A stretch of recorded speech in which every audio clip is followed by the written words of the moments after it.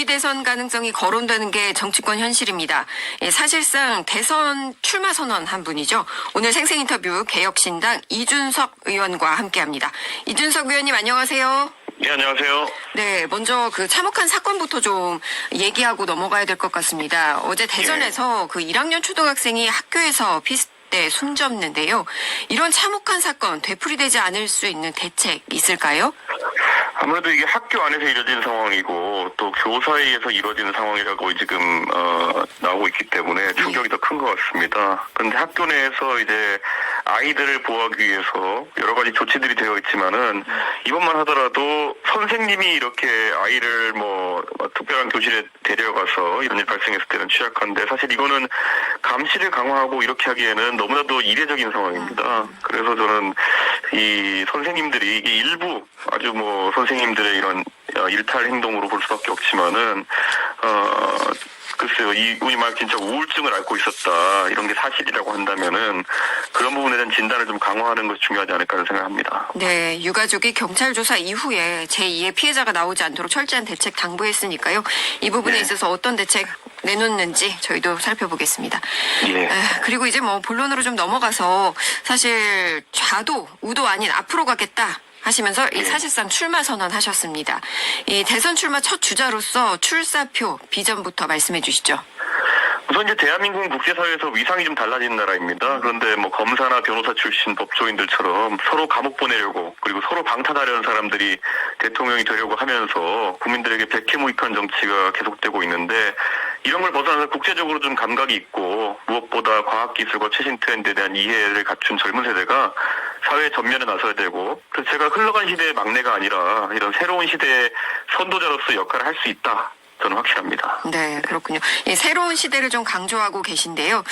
사실 더불어민주당이랑 국민의힘 거대 양당 체제 속에서 이 주류 정당이 아닌 군소 정당의 한계성 지적하는 목소리도 많은데 이런 한계를 극복할 대안 있으십니까? 프랑스의 마크롱 대통령 같은 경우에는 의석수가 적은 상황에서도 대통령에 당선됐고 그 직후에 이제 총선에서 압승하면서 세대 교체랑 정권 교체에 성공했습니다.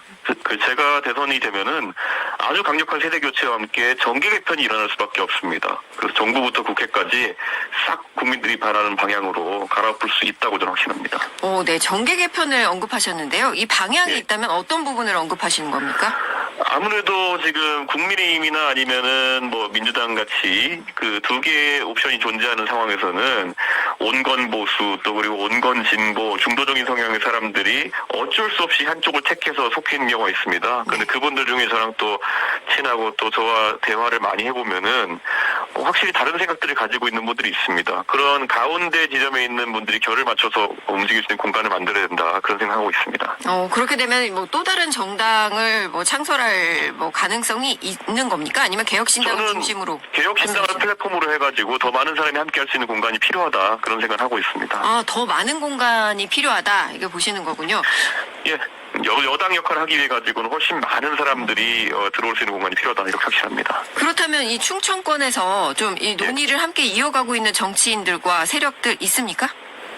충청권에는 저희가 이제 원래 충청권이 여러 가지 선거에 있어가지고 캐스팅 보트 역할도 많이 하고 이렇게 하기 때문에 그렇죠. 저는 충청권이 소위 말하는 호남 중심의 어떤 그런 세력이 큰 민주당이나 아니면은 또 영남 중심의 세력이 큰 국민의힘에 대해 가지고 이렇게 아주 결부되어 가지고 가는 지역은 아니기 때문에 충분히 그런 중도적 성향의 어떤 새로운 플랫폼에 합류할 수 있다고 생각합니다.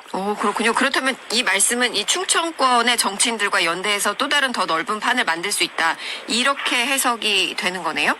저는 충청권이라서가 아니라 지금까지 충청권에 있는 많은 분들이 그런 민심을 따라가는 중도적 성향을 보여왔기 때문에 충분히 가능하다고 생각합니다. 그러면 구체적으로 좀 어떤 분과 말씀을 좀 나눴는지 여쭤봐도 되겠습니까? 아직 그 판이 벌어지기 전에 이름이 먼저 나오기 시작하면은 많이 위축됩니다. 그런 분들이. 이걸 말씀을 해주셔야 저희가 이제 일면이 장식이 될 텐데. 그런데 그거는 필요할 때 하겠습니다. 저희가. 네. 그럼 차차 다음 기회에 또 말씀해 주시는 걸로 하고요. 말씀하신 대로 캐스팅 보트로 여겨지는 충청권 결을 좀 같이 하고 있습니다. 이 지역은 수도권 일극 체제에 맞춰서 통해서 이제 생존 전략 찾고 있는데요. 충청광역연합 그리고 대전 충남 행정통합까지 언급되고 있습니다. 이 지역 소멸 문제 해결할 대안 어떤 것들 보고 계십니까?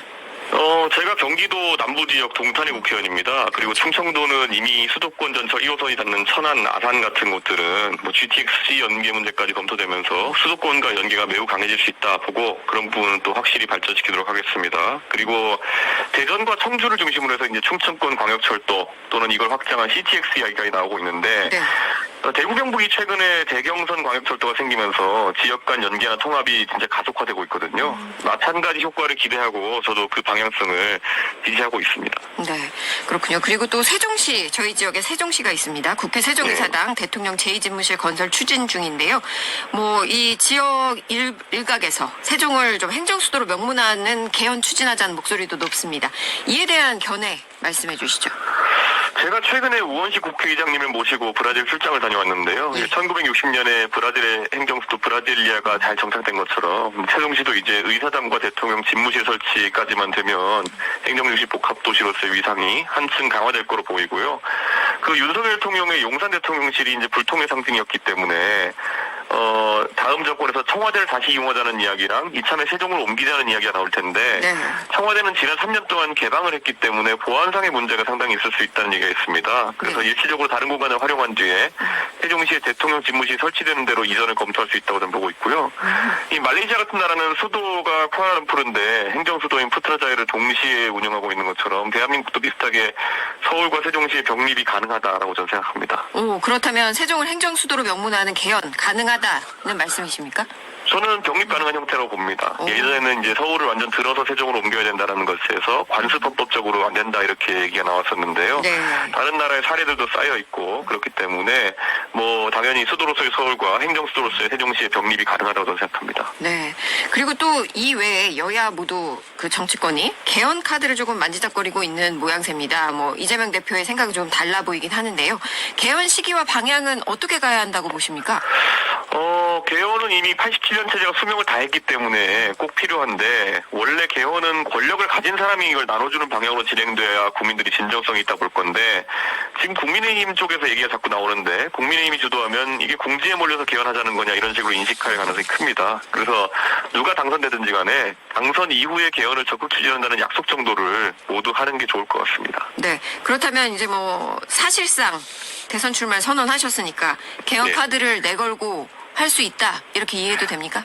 저는 개헌이 꼭 필요하다고 생각합니다. 하지만 개헌을 추진하는 동력은 네. 굉장히 조심스럽게 마련해야 된다고 생각합니다. 아, 개헌에 대한 동력. 여기서 말하는 동력은 뭐 국민들의 지지입니까? 아니면 어떤 다른 부분을 말하시는 겁니까? 국민들의 공감대가 가장 중요하고요. 이게 뭐 질 것 같으니까 개헌 얘기하냐 이런 식의 평가를 받는 상황에서는 잘 하기 힘들기 때문에 당선된 직후에 개헌을 추진하는 것이 중요하다고 생각합니다. 네.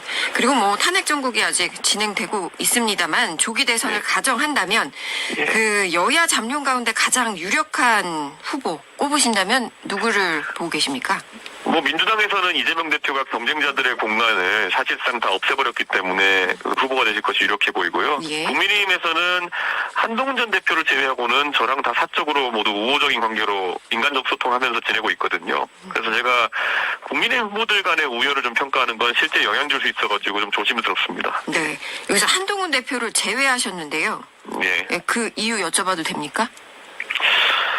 어제 이제 한동훈 전 대표 측 모인사가 방송에 나와서 한동훈 전 대표가 젊다고 이제 주장하면서 그렇게 생각하는 이유가 카카오 택시를 타는 모습을 보고 그렇게 생각했다라고 해서 좀 당황스럽거든요. 네, 저도 들었습니다.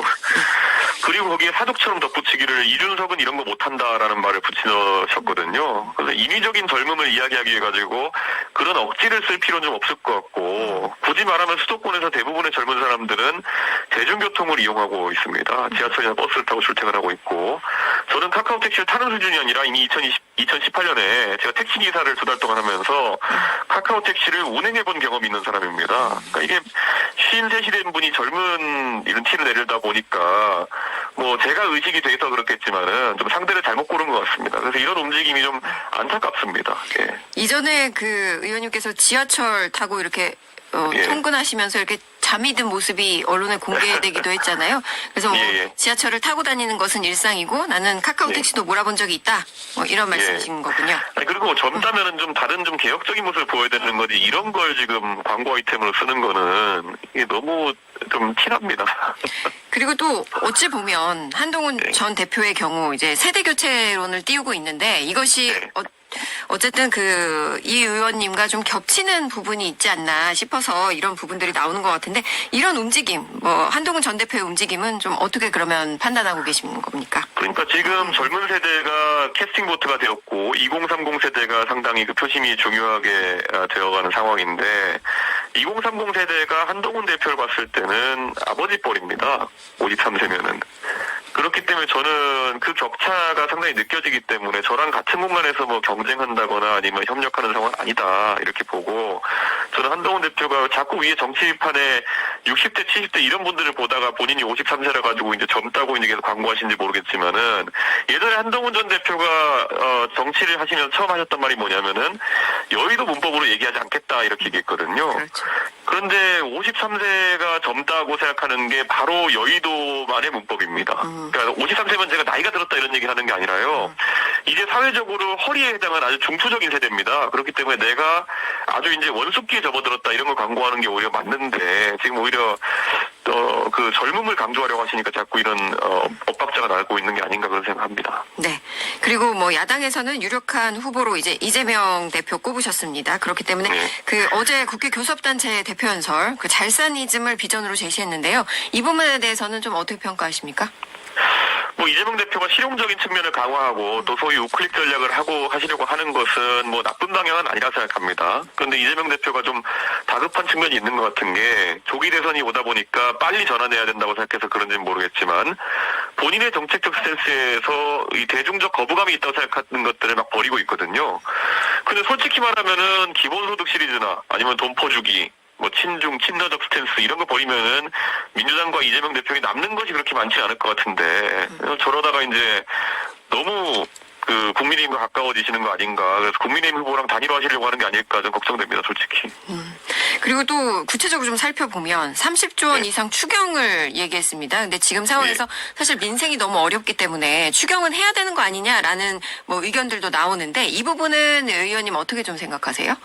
12월 달에 예산을 통과시키고 2월 달에 추경을 해야 되는 상황이 굉장히 이례적이긴 하거든요. 네. 그런데 이 추경에 저도 동의하지만 이 추경을 해야 되는 이유가 민주당이 그 주도해가지고 대규모 예산 삭감을 했기 때문이라면은 이건 약간 좀 특이한 상황이거든요. 2달 전에는 이거 다 삭감해야 된다고 얘기했다가 이제는 30조 원 가까운 추경을 해야 된다라고 하는 거면은 그 사이에 나는 옳고 그때 윤석열 예산은 틀렸다는 걸 증명을 좀 잘해야 될 텐데, 좀 지금 봐서는 정치적인 상황이 아니었나라는 의심을 하게 되는 지점이 있다고 봅니다. 네. 오히려 정치적인 의도로 그 예산을 삭감한 주체가 민주당이 아니냐 이렇게 좀 지적을 하신 것 같은데요. 그렇죠. 예. 그렇다면 이제 국회의원 국민소환제도 들고 나왔습니다. 이 부분은 예. 어떻게 평가하세요?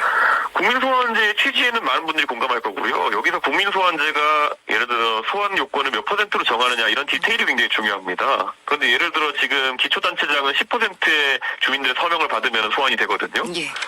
제가 어제 가볍게 반문했던 것이, 이러면 굉장히 인지도가 있고 그 양쪽에서 공격받고 아니면 대중적인 그 호오세가 있는 사람들 같은 경우에는 소환에 계속 걸릴 수밖에 없거든요. 예를 들어 이재명 대표의 지역구가 계양구인데, 계양구에 보면은 뭐 국민의힘 지지층도 그때 선거 결과를 보면 43% 이렇게 있는 거로 보이는데요. 예. 그럼 그분들이 지하철역에 똘똘 뭉쳐가지고 서명 받으면은 10% 받아가지고 국회의원 직무정지 시키는 건 생각보다 쉽습니다.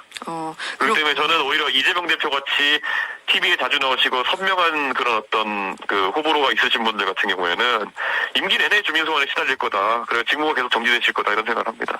그럼 오히려 일을 못하게 될 가능성이 높아지기 때문에 이 부분에 대해서는 구체적인 기준이 좀 필요하다 이렇게 보시는 그렇다고 입장이시죠? 10%를 예를 들어 20, 30%를 올려버리게 되면은 아무도 주민소환 안 되는 상황이 발생할 거고요. 그래서 저는 이 실질적인 제도를 어떻게 설계하느냐가 되게 중요할 거라고 봅니다. 네. 그리고 주사일제와 정년 연장 논의도 나왔는데요. 이 부분에 대해서는 방향 어떻게 보겠습니까? 저는 주 4일제도 마찬가지로 이게 고용주나 아니면 특히 자영업자에게는 굉장히 위험한 상황이 발생할 수 있습니다. 이게 결국 소비를 할 수 있는 날짜가 줄어드냐 늘어나냐의 문제인데 주말에는 자기가 사는 지역보다는 멀리 관광지나 아니면 해외 가 소비할 가능성이 높아질 테고요.